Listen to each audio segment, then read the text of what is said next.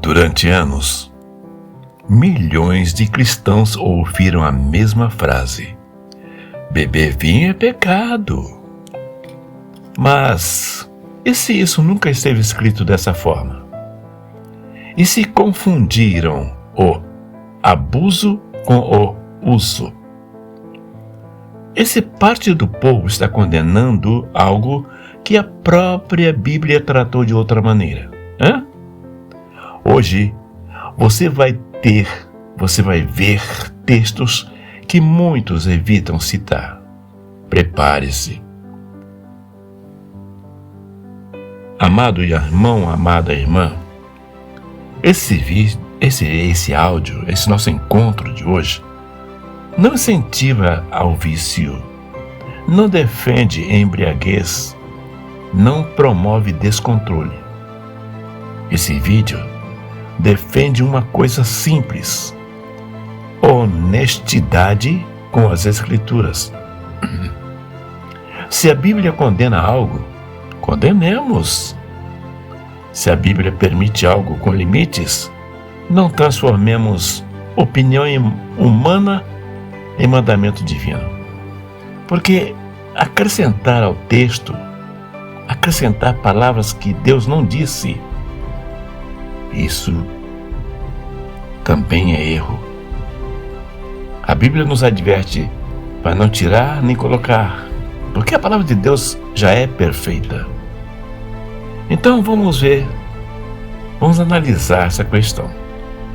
Vamos olhar para o primeiro milagre de Jesus, que esse aí é... Todas as pessoas quando tocam nesse assunto lembram logo disso. Abra sua mente para um fato conhecido, mas pouco encarado, ou às vezes até encarado de verdade, mas, sabe, as pessoas não querem, sei lá, por medo ou por preguiça, não se envolvem com as palavras do Senhor para estudar e aprender de fato. No livro de João, no capítulo 2, versos 1 a 11, Jesus estava em uma festa de casamento em Caná da Galileia. Aí o vinho acabou.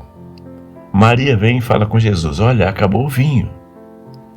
Então, Cristo realiza o seu primeiro milagre público. Ele transforma água em vinho. Pense nisso. Se o vinho fosse intrinsecamente impuro, por que seria o cenário do primeiro sinal messiânico? E não para por aí. Veja o mestre-sala. Veja o comportamento do mestre-sala. Porque Jesus pediu para alguém encher algumas talhas de água. E depois que ele transformou a água em vinho, ele falou: olha, leva-se essa bebida para o mestre-sala.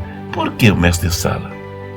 O mestre-sala era uma pessoa que ficava encarregado de provar todas as coisas que fossem servidas naquela festa. Ele era um especialista. Ele era um profissional que vivia só de comer e beber para provar e aprovar ou reprovar. Em João capítulo 2, verso 10, está registrado o seguinte: todos costumam pôr primeiro vinho bom. Tu, porém, guardaste até agora o melhor vinho. Veja, o profissional que entendia mesmo o assunto disse o melhor vinho. Ele não falou água colorida, suco, refresco. Não. O texto fala que é vinho.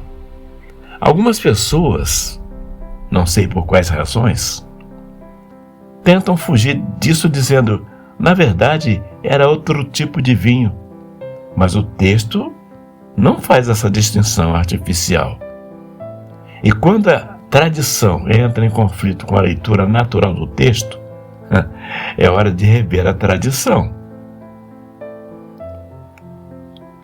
O que a Bíblia realmente condena?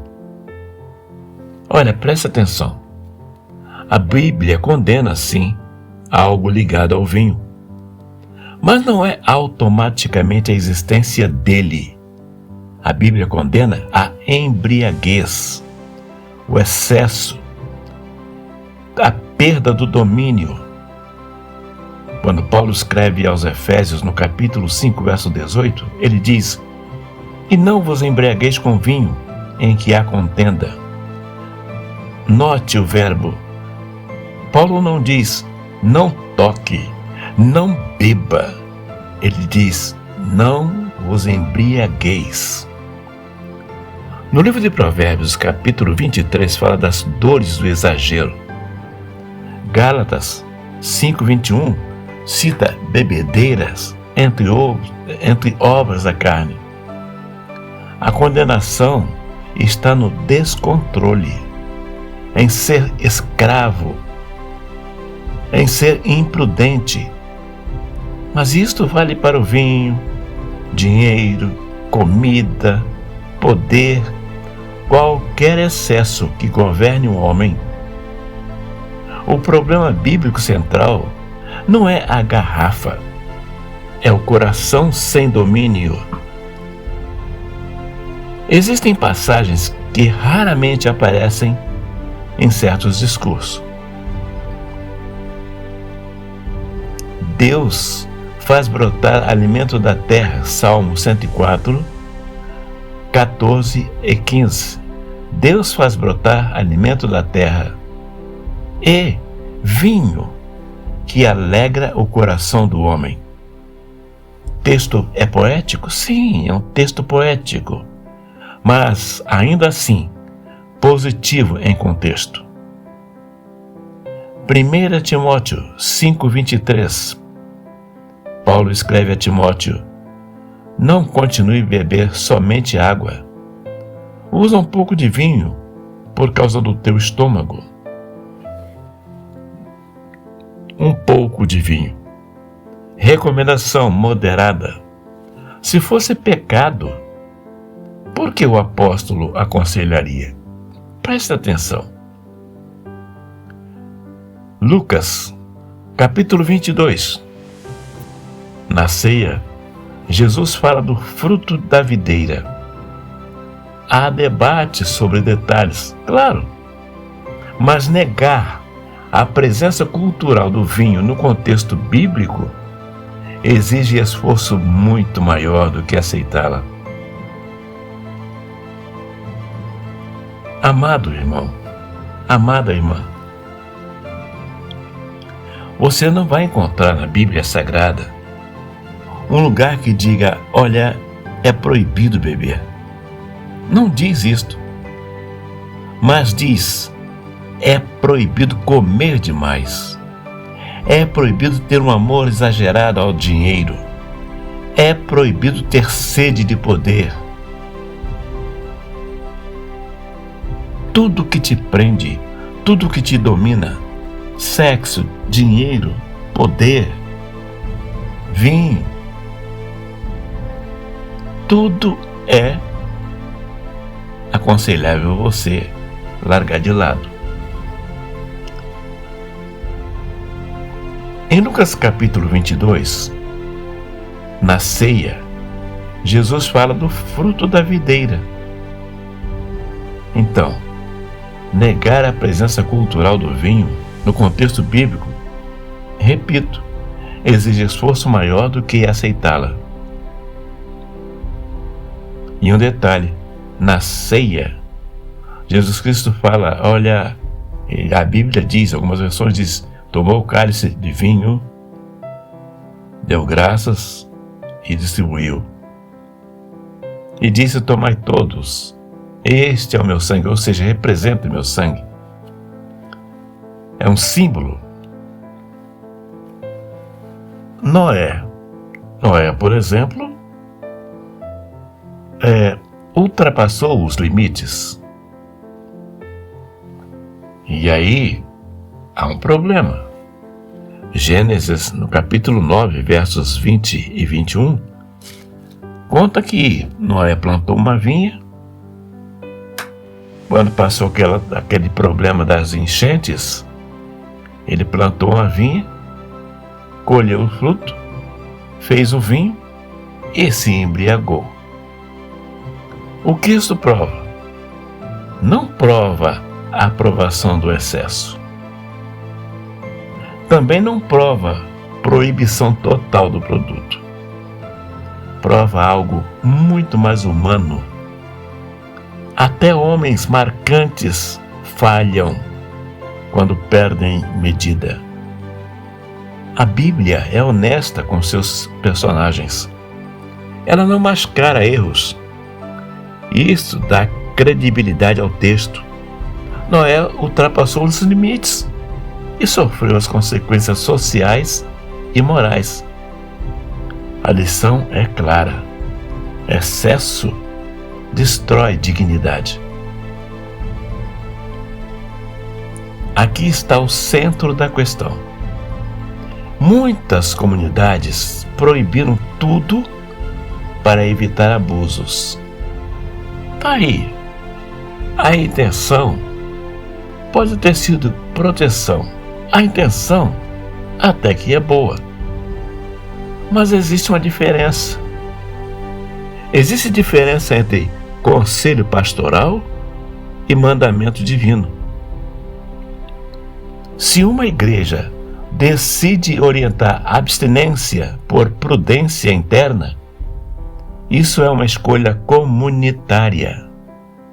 Mas afirmar Deus condena qualquer uso em todos os casos, aí não. Aí temos que ter base textual sólida. Tem base bíblica isso? E essa base não aparece de forma simples.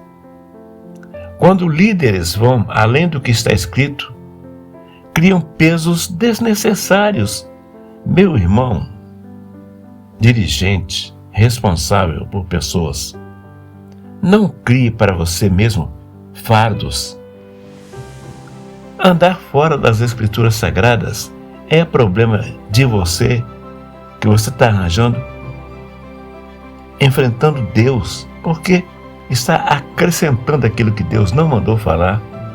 Sim, sim, não, não. O que passa disso, disse Jesus, vem do inferno, é de procedência maligna. Meu irmão, vigia. A Bíblia manda você falar contra alguma coisa? Fale. A Bíblia não manda você falar contra alguma coisa? Não fale. Marcos, capítulo 7, mostra Jesus confrontando tradições humanas colocadas acima da verdade. Mas nem toda tradição é ruim. Mas a tradição não pode substituir a palavra de Deus. Agora escute com atenção. Se alguém usar esta nossa conversa para justificar vício, entendeu tudo errado. Liberdade sem sabedoria vira laço. Existem pessoas que não devem beber por saúde, por passado, por dependência, por escândalo familiar, contexto social ou até mesmo consciência pessoal. Romanos, capítulo 14, ensina responsabilidade e consciência. Nem tudo que é lícito convém em toda situação. Maturidade é saber distinguir. Devo, posso, quero.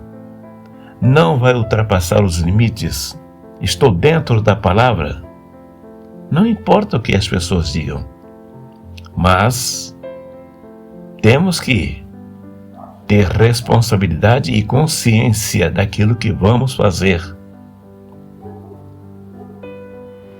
A pergunta nunca foi apenas: existe vinho na bebida? A pergunta real é: você prefere a verdade ou repetir frases herdadas sem examinar. A Bíblia distingue essas duas coisas. O uso moderado é uma coisa. A embriaguez pecaminosa é outra coisa. Sabedoria é uma coisa. Excesso é falta de sabedoria. Consciência.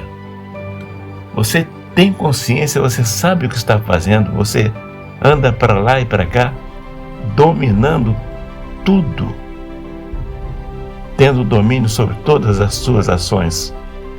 Você tem o poder de Deus em você. Agora, essa consciência é diferente de escravidão. Ter consciência do que faz, andar com sabedoria, usar as coisas, no caso a bebida, de um modo moderado, aí é uma coisa. Agora, a pessoa exagera, embriaguez, faz bobagem, prejudica as pessoas, às vezes nem prejudica as pessoas, mas prejudica a si mesmo. Se alguém precisar de um socorro, está impossibilitado porque está embriagado, aí não, aí é ruim. Leia por si mesmo a Bíblia Sagrada. Peça a Deus que te dê discernimento. Examine, pense, porque uma fé madura, não tem medo da verdade. Amado, deixe-me dizer uma coisa para você. Amada, deixe-me dizer uma coisa para você. Olhe ao seu redor. Existem N casas, ditas igrejas, N denominações, ditas cristãs, N pessoas que se dizem servos de Deus e servas de Deus. Mas, pense, como é que a pessoa pode ser servo de Deus se não conhece a vontade de Deus, não conhece a verdade expressa nas Escrituras Sagradas? Como que alguém pode dizer que está no caminho certo sem olhar para as Escrituras? Como que alguém pode apostar sua vida no que dizem os homens imperfeitos? Não, meu irmão, não, minha irmã. Leia por si mesmo, peça ao Espírito Santo de Deus que ilumine a sua mente. Examine, pense, ore. A fé madura não tem medo da verdade. Agora deixe-me dizer uma coisa para você, meu irmão, minha irmã, meu amigo, minha amiga. Se este conteúdo abrir os teus olhos, considere inscrever-se no canal. Comente. A Bíblia condena o vinho ou a embriaguez? Comente. Compartilhe com quem precisa refletir sobre esse assunto. Pensem nisso. Fiquem com a gloriosa paz do nosso Deus. Não queremos afastar você da sua congregação. Essa é uma decisão que só você pode tomar. O nosso trabalho é divulgar a palavra do Senhor e deixar que o Espírito fale ao seu coração.